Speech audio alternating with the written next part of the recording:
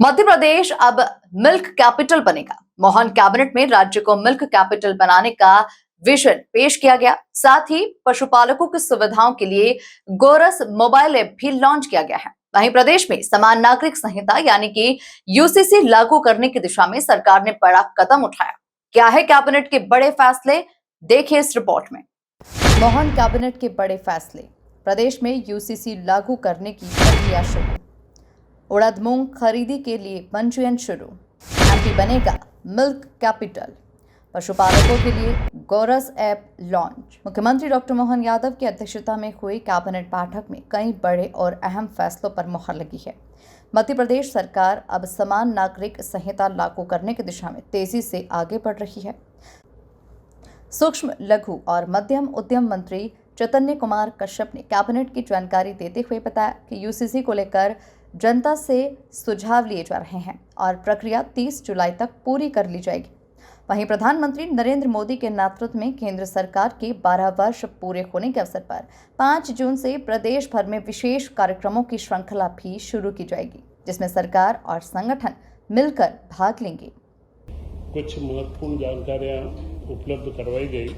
उसमें महत्वपूर्ण था कि मध्य प्रदेश में समान नागरिक संहिता के बारे में जन सुनवाई के कैंप और इसके विभिन्न स्तरों के ऊपर प्रचार माध्यम से इसमें जो सुझाव चाहिए जनता के, वे सारे लेने का कार्य प्रारंभ हो चुका है और संभवतः 30 जुलाई तक इस कार्य को पूर्ण करके मध्य प्रदेश में समान नागरिक संहिता की ओर हम आगे कदम बढ़ाएंगे।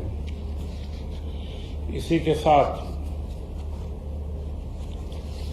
प्रधानमंत्री के 12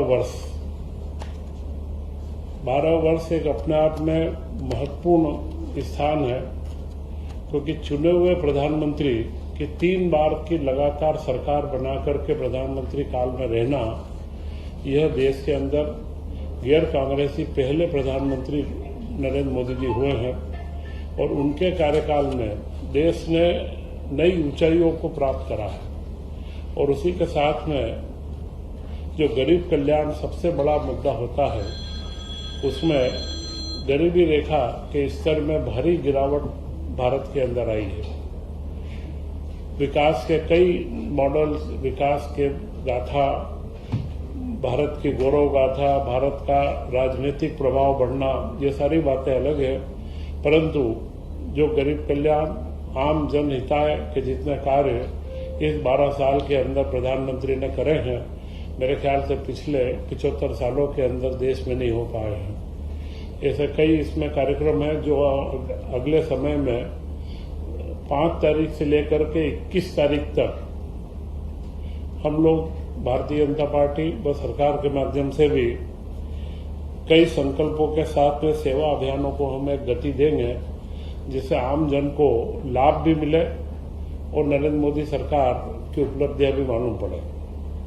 वहीं उन्होंने बताया कि कृषि क्षेत्र में इस बार रिकॉर्ड गेहूं उपार्जन हुआ है।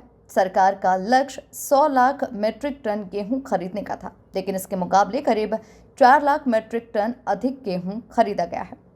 इसी के साथ ही उड़द और मूंग की खरीदी के लिए किसानों का पंजीयन भी शुरू कर दिया गया है। प्रदेश को मिल्क कैपिटल बनाने के लक्ष्य के साथ डेयरी सेक्टर पर भी सरकार का फोकस बढ़ा है। पशुपालकों की सुविधा के लिए गोरस मोबाइल ऐप भी लॉन्च किया गया, जिसके जरिए पशुओं के आहार, मौसम और देखभाल से जुड़ी जानकारी आसानी से मिलेगी। मध्य प्रदेश में एक किसान वर्ष हम मना रहे हैं और इस किसान वर्ष में इस वर्ष गेहूं का उपार्जन 1 करोड़ 4 लाख टन के करीब हुआ है, जिसमें 13,42,000 से ज्यादा किसानों से गेहूं का उपार्जन किया गया है, जो देश में प्रथम है और मध्य प्रदेश में भी सर्वाधिक हुआ है। पिछले वर्ष 78 लाख टन का इसका टारगेट रखा था, उसकी जगह पर 104 लाख टन, 1 करोड़ 4 लाख टन का उपार्जन किया गया है और करीब 25,000 करोड़ की राशि का भुगतान भी किया जा चुका है। यह एक व्यवस्थित मैनेजमेंट या प्रबंध का एक अच्छा उदाहरण भी पेश हुआ है और इससे और खास करके लघु व सीमांत किसानों का सर्वाधिक उपार्जन इस बार सुनिश्चित हुआ है। गेहूं उपार्जन में 10 वर्षों का सर्वाधिक ये है। कोविड में थोड़ा सा हम लोग पीछे रह गए थे, परंतु इसका पूरा उपार्जन हुआ है। और पंजाब के बाद मध्य प्रदेश लघु व सीमांत किसानों के अंदर नंबर 2 के ऊपर आ रहा है। मूंग व उड़द का रजिस्ट्रेशन भी प्रारंभ कर दिया गया है और उसका सही समय पर उपार्जन प्रारंभ कर दिया जाएगा। इस वर्ष कृषि वर्ष के अंदर ही मध्य प्रदेश को मूल मिल्क कैपिटल बनाना, मुख्यमंत्री डॉक्टर मोहन यादव जी ने जब से कार्यभार लिया है वे गोवंश और मिल्क दूध का, क्योंकि किसानों की आमदनी खेती के अलावा अन्य उपक्रमों से बढ़ाना यह सबसे महत्वपूर्ण है।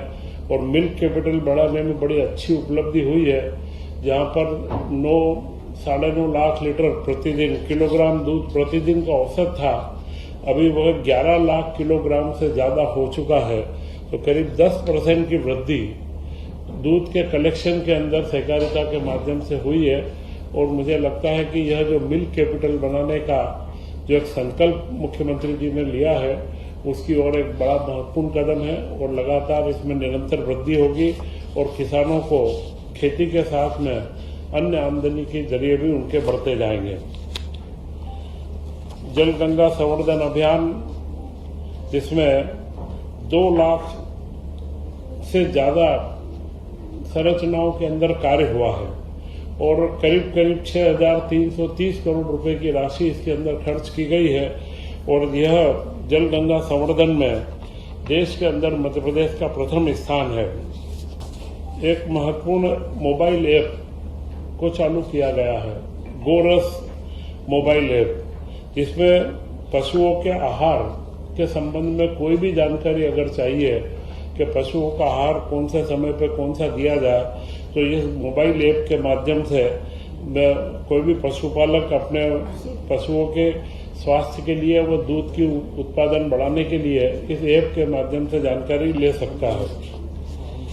कुल मिलाकर मध्य प्रदेश सरकार अब विकास के कई मोर्चों पर एक साथ काम करते हुए बड़े बदलाव की तैयारी में है, चाहे वो समान नागरिक संहिता हो, कृषि क्षेत्र हो या फिर डेयरी और जल संरक्षण।